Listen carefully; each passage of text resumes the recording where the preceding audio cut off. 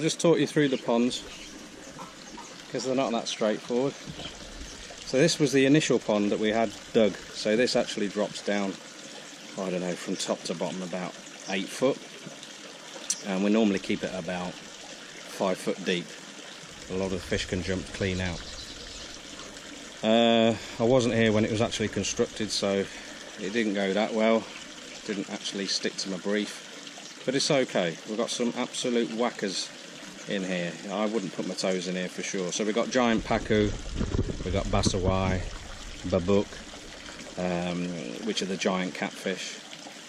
We've also got one monster baduk, which is just a Thai catfish that you see in the market, but it's absolutely huge now.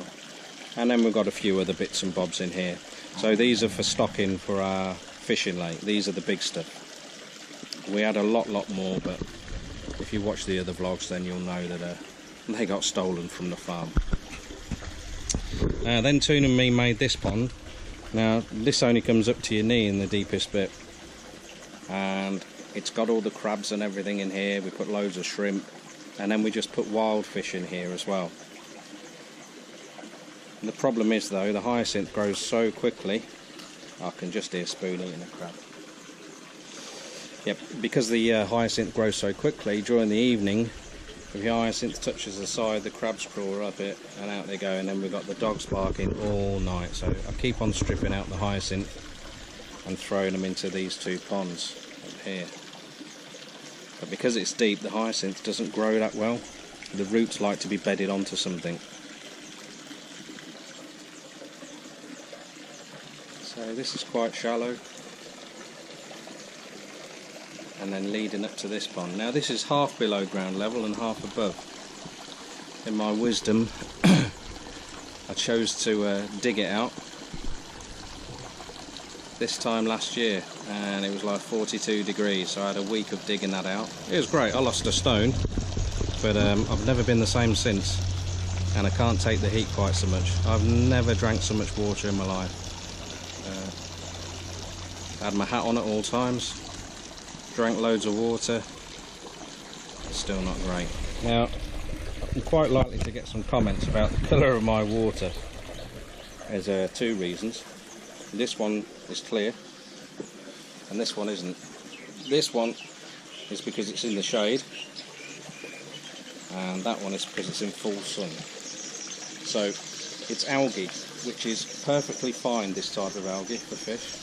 We have incredibly few fatalities with the fish we've got in here.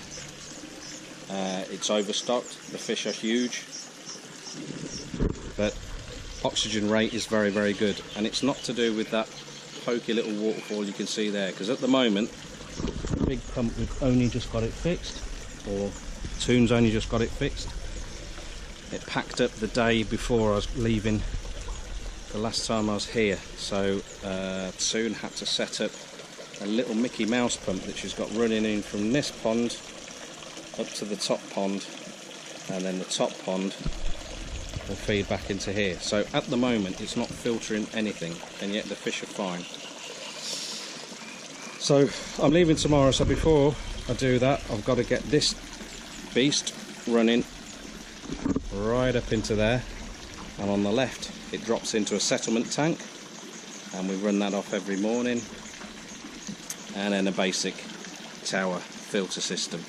To give you an idea of the power of the pump that we use, we can drain this huge pond in less than 3 hours if we pump to outside, if we wanted to do a water change, which we probably do once about every 3 or 4 months.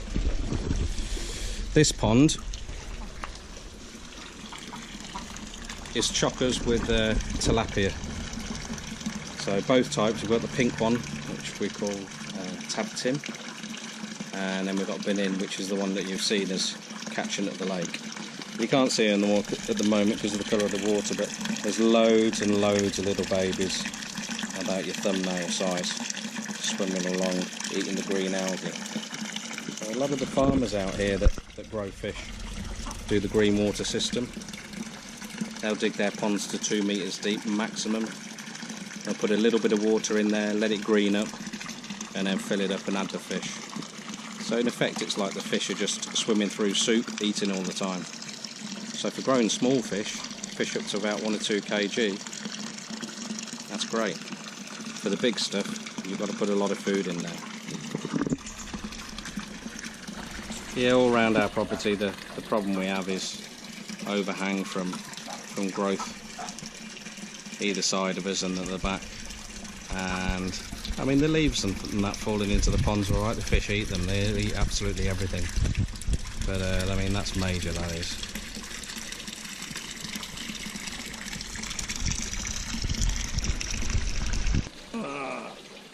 Klopp stole the crab from Spoon, so he's happy. The knock-on effect will be Spoon isn't.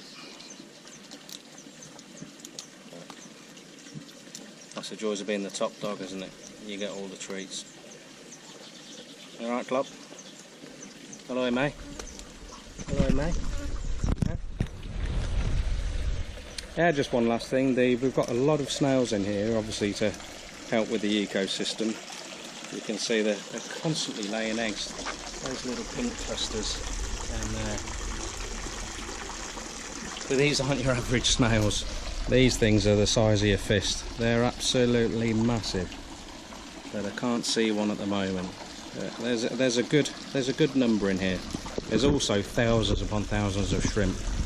Although this particular pond, the fish go crazy when you put a bucket of new shrimp in there. So it's free food and it helps with the eco because they're good little cleaners. But I really need to get my filter up and running.